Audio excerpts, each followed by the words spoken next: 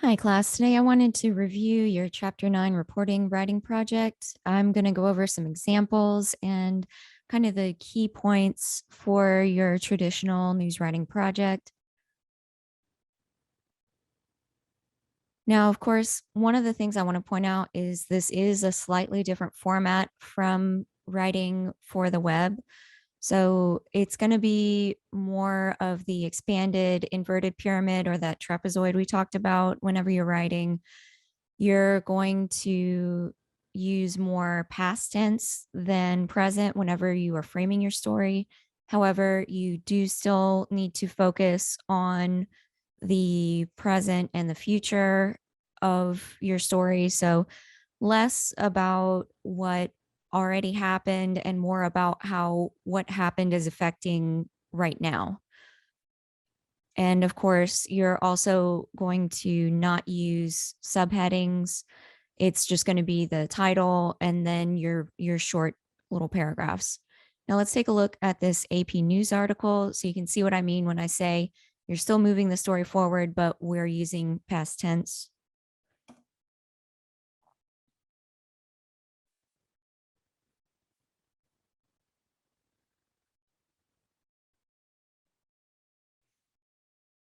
Okay. Now, as you can see in this story, of course, they also include their little AP heading, which you don't need to do. That's just an AP thing. Let's focus on their opening for this. So the story they're covering is as rules ease, travelers head to US for emotional reunions. Okay. They're framing the US easing restrictions in what it means for travelers. So people who were not able to see their families for the past 2 years are now able to reunite with them. Now, their opening is the US lifted restrictions Monday on travel from a long list of countries, including Mexico, Canada, and most of Europe, setting the stage for emotional reunions nearly 2 years in the making and providing a boost for the airline and tourism industries decimated by the pandemic. Okay. Obviously, this is a print headline because it's very long, but also still hits all of the key points. One of them, of course, is what happened today, Monday, which is the US lifted their travel restrictions. So they had travel bans in place from several countries, including Mexico, Canada, and most of Europe. So that means people who were unable to either go there or come back from those countries to the US are able to do so now. Obviously, this means that there are a lot of emotional reunions. Now, I mean, of course, it is kind of going out on a limb, but they're backing it up later with some direct quotes from people who haven't seen family members in 2 years, like seen them in person. So they're able to kind of editorialize here a little bit. And so they say nearly 2 years in the making and providing a boost for the airline and tourism industries. So not only are they framing this with the audience members would who are now able to make these physical connections with loved ones again, they're also saying, okay, they're looking at the projections of what this will do to the US economy, particularly air travel and tourism. However, if you look at it, you can see they lifted restrictions Monday. So they're writing this with the idea that people reading this article are reading it possibly on Monday when it happened, possibly later than Monday, but we want to make sure whoever is reading it understands that this lift in restrictions already happened, but it is providing the opportunity for reunions. And of course, they do a little bit of future casting here. They say wives will hug husbands for the first time. And, they're showing all of these things that everyone's talked about whenever they were finally able to see people in person. And then, okay, so we have all this framing happening. We have a direct quote transitioning. And as you can see, they use said whenever they're talking to people. So Gay Kamara said of the husband in New York that she has not seen since before COVID-19, or Kamara 40 said as she wheeled her luggage through Paris's Charles de Gaulle airport. So they're still using said, and they're adding some additional information to what she was doing whenever she said these things, and it gives us a little more framework and paints that mental picture of what was happening and what this looks like for the average person. Now we also see the rule, they go through a little more of how these rules are going into effect. So they offer some additional exposition. We're explaining more to the average person about what's happening and who is affected by these rules and all of this other information. So as we can see here, they're explaining the rules. We have some more from the person they interviewed, some more information. And then also explaining why they were talking about airlines in the lead. So how this is affecting airlines, or how they're expecting a surge in activity. And then, yeah, just kind of a continuation of all of this information. So we hit all of the key points in order that we had from our lead. So they go first into individuals who were affected, then start talking about airlines affected. And finally, of course, we start discussing what this means for tourism.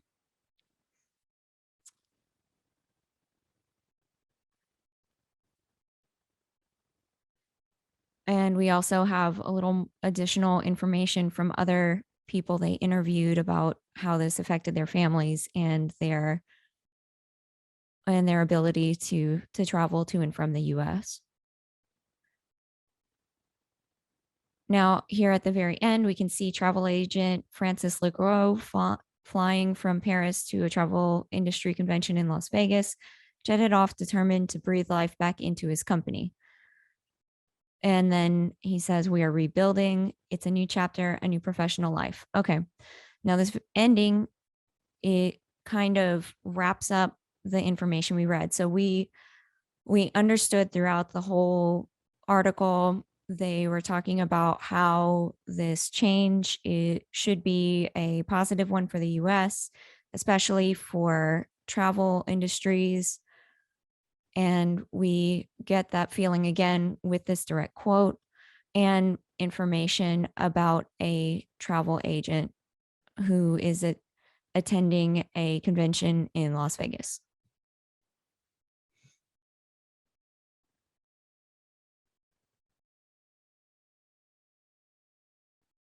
Okay.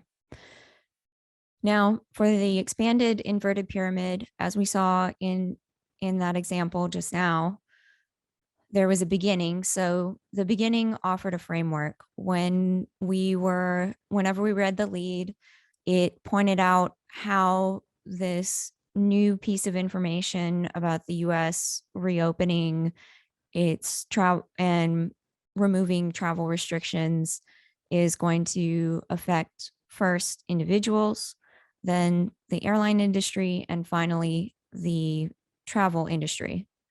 So it provided a framework in the beginning that was followed by the writer. They provided a transition by using quotes from one of the people they interviewed. the main person they used to explain the emotional reconnection. And then they developed all of the points mentioned in the lead in the middle. And then finally, at the end, they used an encapsulating quote to explain kind of the general, to kind of wrap up the feeling of the article and the main points we should have gotten from reading it. Now, whenever you are writing, of course, you need to address several questions, many of which we've discussed during the chapter 10 and previous writing information. But some of the key points you can ask, of course, is first, does this make sense? So when you read something, does it make sense? Does this sentence make sense? Does this story structure make sense? What is the main point of my story? Is it clear that this is my main point? Why is this important to readers? As we saw in the first example, we were very quickly able to see, okay, the reason this is important right now is because the US lifted this travel restriction right now, and it is most likely going to impact people on personal and professional levels. So very clear from the get-go what was important. And then ask yourself, when will they see this? What is the timing? Whenever you write an article, you are assuming someone is going to see it within a certain time frame. Some articles have a little looser time frame than others. A lot of times those are going to be ones where you're discussing maybe seasonal trends or stuff like that. But the majority of news articles do have a shorter time frame where either you are going to update the story a bit later, or there's a particular deadline, or maybe a piece of information that is going to be too old later on. So when you're reading articles, think about, okay, I found this article from last year. This information is very interesting. However, has this information changed? Is there a new point that's been made since this article was written? And maybe you need to review your information and make sure that you are using the most current information available to you. Now let's take a look at these other articles, and we can see a little more of a little more about writing for timeliness and for a particular audience.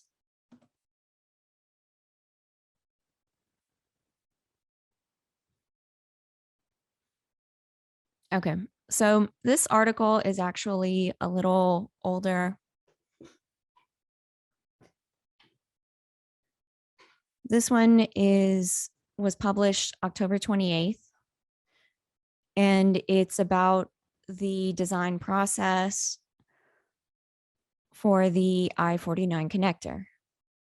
Now, this one is a little closer to a web writing format than a specific print news format, but it is one of the ones that's a bit closer to a traditional print format on this website. Now, as you can see, they also include little highlighted updates in theirs. For your article, I would prefer you to focus on writing a compelling and timely lead instead of thinking about updates on it necessarily.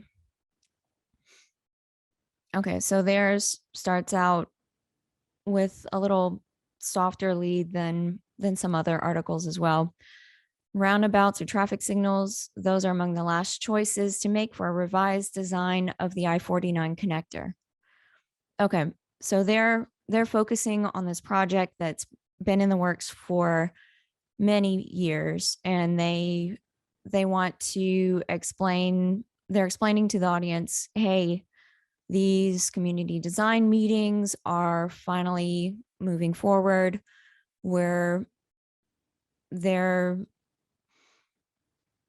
finally starting to move out of this particular phase of the project, and it looks like they're actually going to finalize their ideas to start breaking ground soon as in being, of course, a relative term when we're talking about government funded projects. But let's see, they also have a view a schedule of upcoming connector meetings.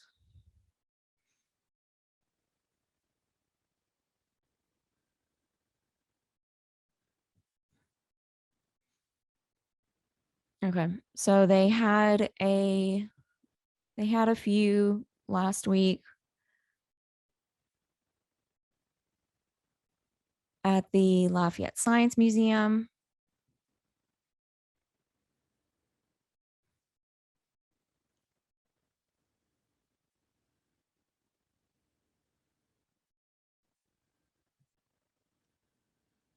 Okay, so at the time of publication, this article discussed those upcoming meetings we saw, the ones that happened on November 3rd and 4th. And it says beginning Monday, project planners will hold several neighborhood meetings at the Lafayette Science Museum, culminating in an open house that will put the freeways components on display.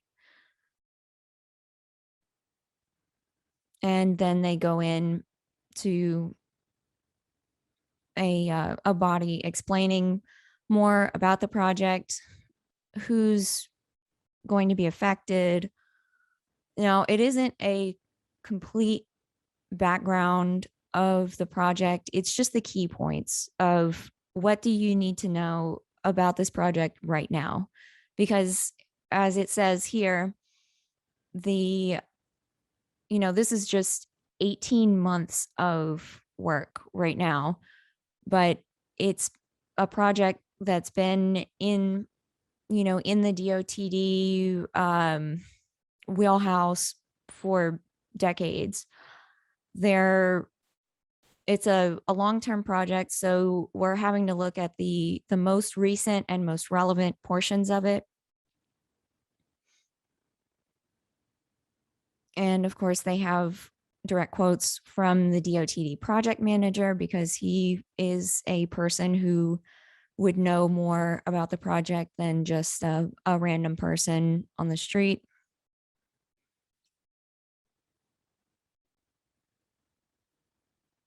And then they also, of course, explain funding, which is something that, of course, is very important to people around here. We want to make sure that we have the ability to not only start a project, but also finish it.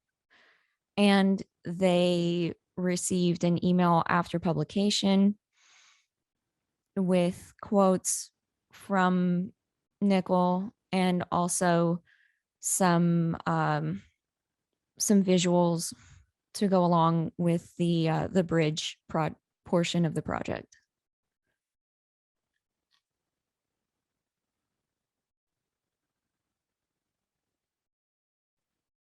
Okay, now one that's a little closer. So in this article from the Daily Advertiser, they're focusing on the upcoming November 13th election. Now, the majority of the election in the Lafayette area is about property tax renewals and changes. So it's renewals or rededications of existing property taxes and 4 state constitutional amendments. Now, for this article, they do a good job of taking this larger concept and then breaking it down a little more for the readers, so they can see, okay, yeah, I'm in Lafayette Parish. What is it I need to know?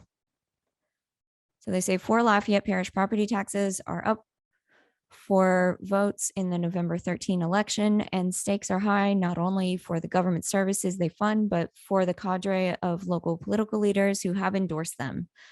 So they have a lot of new people in the Lafayette Consolidated Government, and they're some of them backed different renewals or changes. So first of all, they're addressing the property taxes and on the ballot. They say voters will consider 4 parish-wide ballot proposals to renew or rededicate existing property taxes, as well as 4 state constitutional amendments.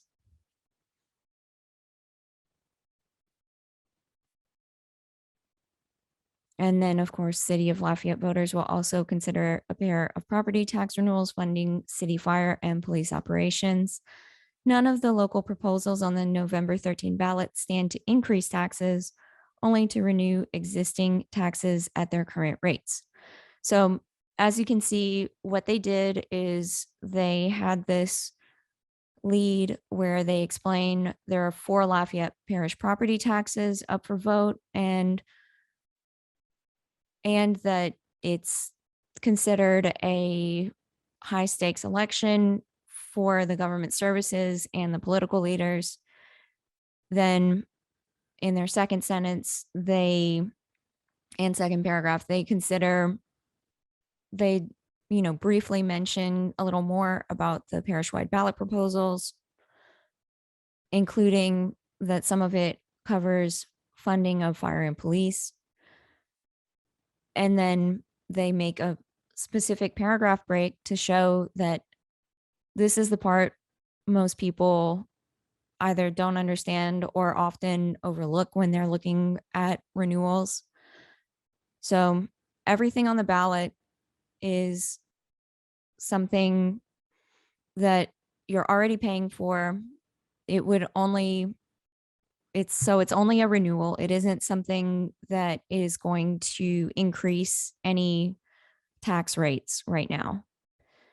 So if people are worried, that's usually one of the first things when people hear that there's something with taxes at any point ever, they say, oh, well, am I going to have to pay more taxes now? So what this is saying is no, you aren't. And they make a point of having that information in its own paragraph because it is a question the majority of readers do usually ask.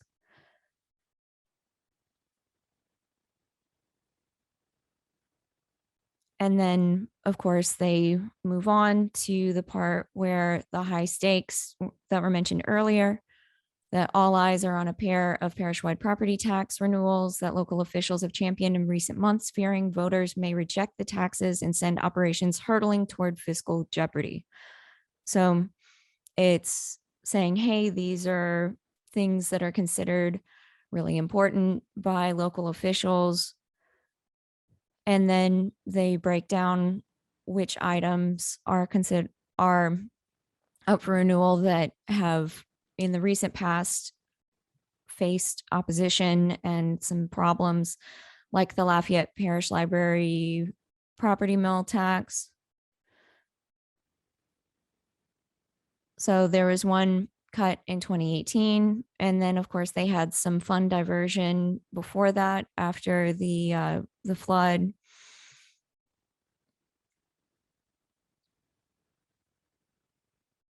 And of course, since they did mention that several political leaders have been pushing people to go and vote, they have a direct quote here from one of them where he explains like why this is important, why he thinks this is important.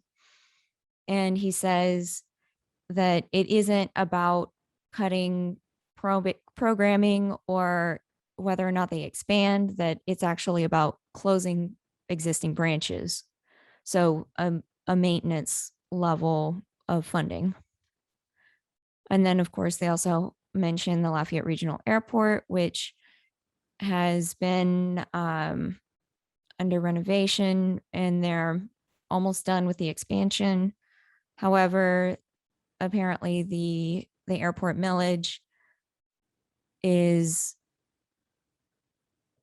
one that covers about 45% of the airport's operations. So again, they mention these how this would impact the airport, and of course also these other local property tax propositions, including drainage and health unit rededication.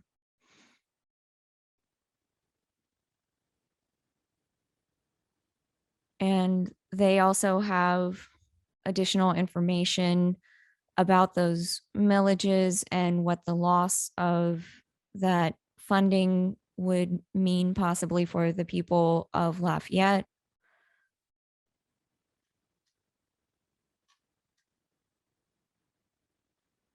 And then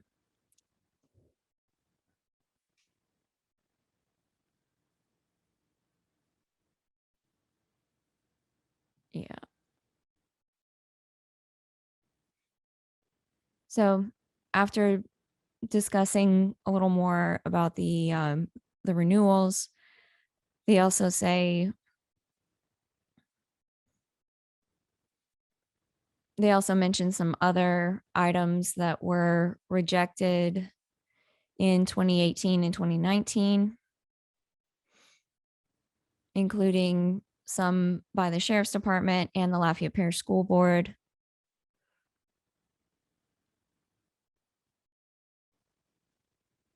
And then they leave with a question about whether or not a potential rejection of the millage renewals on the November 13th ballot will leave Guillory and the parish council without the political will to accomplish greater ambitions. So these are additional stories related to this topic.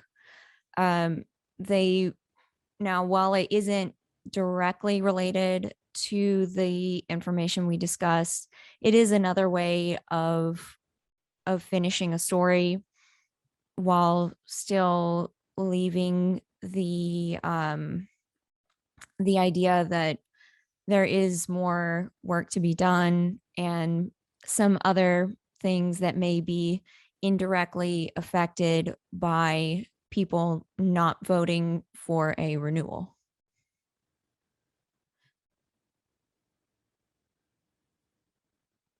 Okay. Now that we've looked at several examples of writing for traditional news, I want to remind you that your reporting writing project part 2, which is the article, is due this coming Sunday, November 14th. And I will also post a quiz about chapter 12, public relations. Now, a look ahead, Sunday, November 21st, you will have a broadcast writing project due. Basically, this is taking the article you're writing right now and you are rewriting it as though you're writing it for TV news. And I'll go over it again in class, but I do have a video posted already in the chapter 11 links that explains how to adapt your article for broadcast. The video is from last semester, so don't pay attention to the deadlines mentioned in it. I don't think I had any directly mentioned, but the concept is still the same. It's still the same project that you're doing when you rewrite it. But for now, main focus is this reporting writing project part 2. And of course, your quiz for this coming Sunday. All right, that's everything for today. And I will see you guys later.